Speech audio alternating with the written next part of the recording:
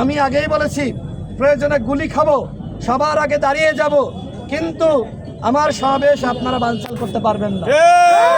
সবার আগে গুলি খেতে প্রস্তুত রয়েছি। এখানে সমাবেশ করছি। আজকে এই সমাবেশ করতে গিয়ে নানানভাবে আমার বাধার সম্মুখীন হতে হয়েছে। এখানে আমি নাম বলছি না, একটি দলের নেতারা এখানে এসে বসে আছে যাতে করে ভয়ে এখানে আমাদের নেতাকর্মীরা এখানে না আসতে পারে, বা আমাকে যারা ভালোবাসে ওই নেতাকে দেখে যাতে এখানে না দাঁড়াতে পারে, ভয়ে চলে যায়। এই যে ভয় দেখানোর রাজনীতি, যেটা আমরা আওয়ামী লীগের সময় দেখেছি, যে বিএনপি জামাত ইসলাম গণ অধিকার পরিষদ যেখানে সমাবেশ দিয়েছে সেখানে পাল্টা সমাবেশ দিয়েছে আওয়ামী লীগ এবং 14 দল জাতীয় পার্টির নেতাকর্মীরা। এমনকি আমরা দেখেছি যে লাঠি হাতে বসে থেকেছে।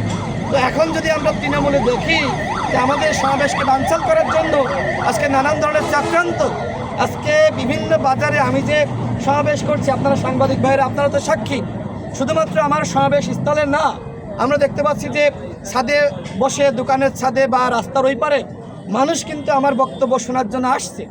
এখন আমি লক্ষ্য করছি যে আমার এই বক্তব্য শুনতে মানুষ কেন আসছে, এই হিংসার জায়গাটা কারো কারো মধ্যে সৃষ্টি হয়েছে। আমার সমাবেশ কীভাবে বানচাল করা যায় বিভিন্ন জায়গা থেকে প্রশ্ন করা হচ্ছে যে রাশেদ খানের সমাবেশে এত মানুষ কীভাবে হচ্ছে, মানুষ খেলে হুমড়ি খেয়ে পড়ছে।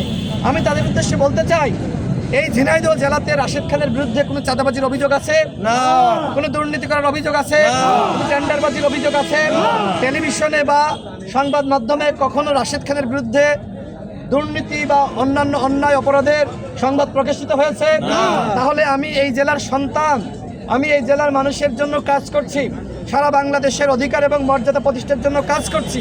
এই জেলার মানুষ আমাকে ভালোবাসবে না তো কাকে ভালোবাসবে? চাঁদাবাজকে ভালোবাসবে, দুর্নীতিবাজকে ভালোবাসবে, মাফিয়াকে ভালোবাসবে, সন্ত্রাসীকে ভালোবাসবে। সুতরাং আমি ভালো কাজের সাথে রয়েছি, মানুষ আমার সাথে রয়েছে। যারা মনে করে যে মানুষ তাদেরকে ভালোবাসছে না, তাদের বলবো যে আপনারা ভালো কাজ করেন, মানুষের কাছে যান, মানুষকে ভয় দেখিয়ে ঝিনাইদহ জেলাতে রাজনীতি করা যাবে না। গণ অভ্যুত্থান হয়েছে, গণ অভ্যুত্থানের পরে মানুষ এখন সাহসী, মানুষ এখন কাউকে পরোয়া করে না, মানুষ এখন কোনো নেতাকে দেখার সময় নাই, মানুষ এখন যথেষ্ট পরিমাণ আমি মনে করি যে তাদের ভিতরে আসলে সংস্কার বোধ, সেই বোধের জায়গাটা সৃষ্টি হয়েছে। প্রত্যেকটা ঘরে ঘরে একজন শিক্ষিত সন্তান রয়েছে এবং ঘরে ঘরে মোবাইল রয়েছে। মানুষ দেখতেছে না যে কোন প্রার্থী কি করতেছে, মানুষ দেখতেছে না কে অন্যায় করতেছে, কে ভালো করতেছে। সুতরাং আমার কথা স্পষ্ট, যদি আগামীতে নির্বাচিত হতে চান মানুষের কাছে যান, ভয় দেখিয়ে রাশেদ খানের সমাবেশ নিয়ে হিংসা করে আমাকে থামাতে আসবেন না। আমি আগেই বলেছি প্রয়োজনে গুলি খাবো, সবার আগে দাঁড়িয়ে যাব, কিন্তু আমার সমাবেশ আপনারা বানচাল করতে পারবেন না। সবার আগে গুলি খেতে প্রস্তুত রয়েছি। এখানে আমরা এই যে সমাবেশ করছি, এখন আমি এই যে আপনাদের সামনে সাংবাদিক সম্মেলন করছি, আমি কোনো এখানে কি আসলে ভয় পেলে কি এখানে কথা বলতাম? সমাবেশ শেষ করেই তো চলে যেতাম, তাই না? সুতরাং আমাকে ভয় দেখাতে আসবেন না, আমাকে থামাতে আসবেন না, আমাকে হুমকি দিতে আসবেন না। সমাবেশে মানুষ আসতেছে, মানুষ আরও বাড়বে। একসময় পঙ্গপালের মতন মানুষ আমাদের সমাবেশে যুক্ত হবে। অতীতে বিভিন্ন সময় আমার সমাবেশে যাতে মানুষ না আসতে পারে এজন্য বাড়িতে বাড়িতে পাড়ায় পাড়ায় গিয়ে হুমকি দেখানো হয়েছে, ভয় দেখানো হয়েছে। আমি তাদের উদ্দেশ্যে বলতে চাই, আর যদি আপনাদের কাউকে ভয় দেখায়, আপনাদের বাড়ি গিয়ে আমি হাজির হব।